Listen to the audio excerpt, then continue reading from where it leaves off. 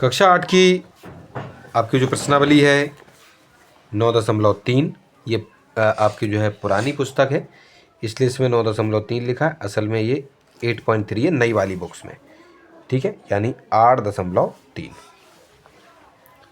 ठीक है जी। चलिए, तो इसमें जो फर्स्ट वाला जो आपका क्वेश्चन है, इसका ये फर्स्ट वाले क्वेश्चन में क्या कहा गया है, इसमें लिखा है कि निम्नलिखित युग्मों में प्रत्येक के व्यंजकों का गुणन कीजिए।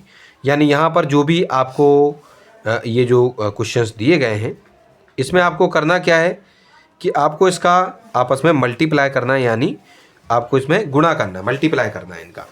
तो देखिए, इससे पहले वाली प्रश्नावलियों में, एक्सरसाइजों में हमने इनको जोड़ा था या फिर घटाया था, माइनस या प्लस किया था। अब इनका हमें मल्टीप्लाई करना है, तो कैसे करेंगे? फर्स्ट वाला है 4p का जो मल्टीप्लाई है यानी कि गुना है, वो आपको q प्लस r के साथ करना है। यानी फर्स्ट वाला जो इसका पार्ट होगा, फर्स्ट जो है वो 4p है और दूसरा वाला क्या है, सेकंड, q प्लस r। इस टर्म के साथ आपको इसमें मल्टीप्लाई करना है। तो इस चीज़ का आपको ध्यान रखना है कि यहाँ लिखी हुई जितने भी यहाँ पर टर्म्स होंगे, हर एक टर्म्स का जो मल्टीप्लाई है यानी जो गुणा है, यहाँ पे लिखे हुए हर एक टर्म यानी हर एक पद के साथ उसका गुणा किया जाएगा। यानी सबसे पहले यहाँ तो केवल एक ही पद है हमारा, एक ही टर्म है, तो सीधा सा हम 4p का सीधा गुणा करेंगे q के साथ। तो क्योंकि q के आगे 1 है यानी 1 है, तो 4 का गुना 1 के साथ होगा तो 4 ही आएंगे, और p और q का गुना हो जाएगा तो 4pq हो जाएंगे आपके ये। उसके बाद इसी 4p का गुना आपको प्लस के r के साथ भी करना है। तो प्लस के r के आगे प्लस का 1 लिखा हुआ है छात्रों, उस 1 का गुना, उस 1 का मल्टीप्लाई हम इस 4 के साथ करेंगे तो आपके 4 आएंगे प्लस के, और p और r का जब आप गुना करेंगे, मल्टीप्लाई करेंगे तो आपका r आ जाएगा। तो इस तरीके से इनको हल करने पर आपका जो आंसर है वो 4pq प्लस 4pr आपका यहाँ पर प्राप्त होगा। ठीक है जी। चलिए, उसके बाद सेकंड पार्ट है। सेकंड पार्ट में कहा गया कि जो ab है, ab का मल्टीप्लाई यानी गुना कीजिएगा a माइनस b के साथ। तो हमने ab का जो मल्टीप्लाई है वो a माइनस b के साथ करने के लिए यहाँ पर लिख लिया इनको।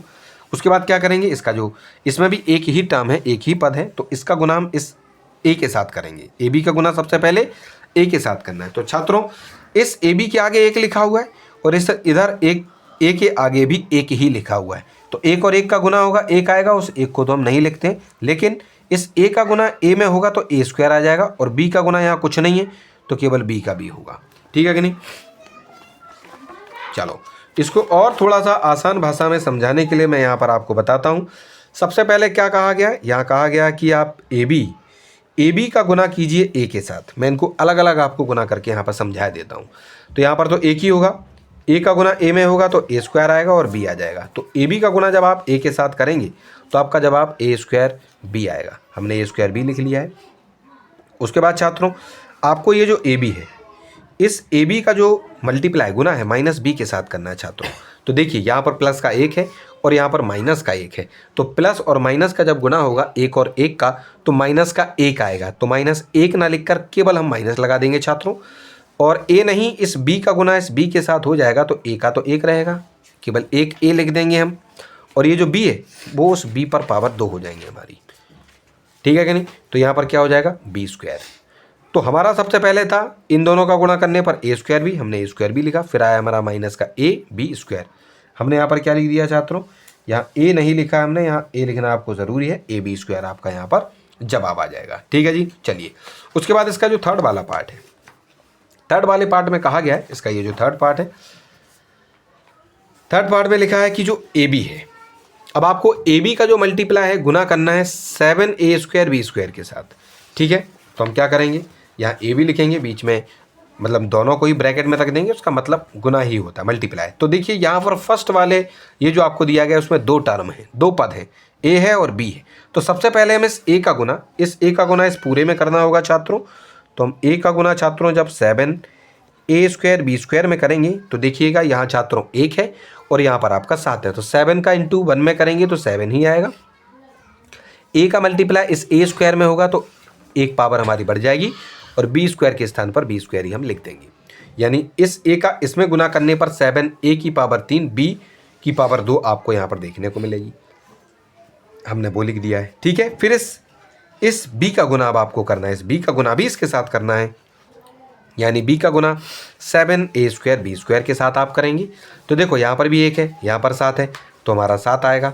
और b का गुना इस b के साथ होगा, ये a स्क्वायर तो a स्क्वायर ही रहेगा, लेकिन b और b स्क्वायर का जब गुना हो जाएगा छात्रों तो b की पावर आपकी 3 हो जाएगी। तो इस तरीके से आपका जो आंसर आएगा वो प्लस के 7a स्क्वायर b स्क्वायर। कहना प्लस क्यों? क्योंकि यहाँ पर आपको प्लस लगाना पड़ेगा, अगर आप कुछ नहीं लगाएंगे तो ये आपस में गुना में माने जाते हैं, इसलिए अलग अलग हैं क्योंकि बीच में प्लस प्लस का आंसर आ रहा है हमारा।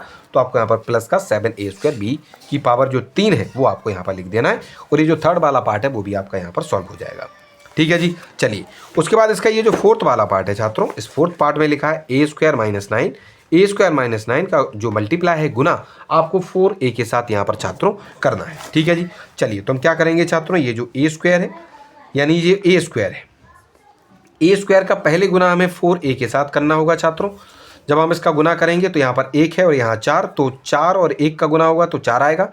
a स्क्वायर और a का गुना होगा तो a की पावर 3, तो ये प्लस का 4 a की पावर 3 यहाँ आ गया, इन दोनों का गुना करने पर, इन दोनों का गुना करने पर। ठीक है। अब ये जो -9 है, इस -9 का गुना भी हम इस 4a के साथ करेंगे छात्रों। तो 4 और 9 का गुना होगा तो 36, लेकिन माइनस के, क्योंकि उनमें से एक संख्या माइनस की थी और a है अकेला तो a का a लिख देंगे। तो माइनस के हमारी जो 36 है, 36a यहाँ पर आपको प्राप्त हुई, यानी -36a। ठीक है जी। चलिए तो इस तरीके से फोर्थ वाले का भी आंसर हमने प्राप्त कर लिया है। उसके बाद ये जो फिफ्थ वाला है, फिफ्थ वाले में लिखा है छात्रों, फिफ्थ वाले में लिखा है कि P Q plus Q R plus R P का आपको जो मल्टीप्लाई है, गुना है, वो 0 के साथ करना है। तो हमने क्या किया, P Q plus Q R plus R P का मल्टीप्लाई हम 0 के साथ करेंगे छात्रों। तो मुझे एक बात बताइए, पी क्यू का गुणा 0 में होगा तो 0 आएगा, फिर क्यू आर का गुणा 0 में होगा तो फिर 0 आएगा, प्लस आर पी का गुणा 0 में होगा तो 0 आएगा। तीनों 0 को जोड़ दीजिए, 0 ही आएगा। तो इस तरीके से इसका जो आंसर है वो छात्रों आपको यहाँ कितना प्राप्त होगा, 0 प्राप्त होगा। तो इस तरीके से ये वाला जो आपका क्वेश्चन है 8.3 का, पुरानी वाली पुस्तक में जो 9.3 है, उसके फर्स्ट वाले क्वेश्चन के सारे पार्ट्स को यहाँ पर हमने सॉल्व कर लिया है।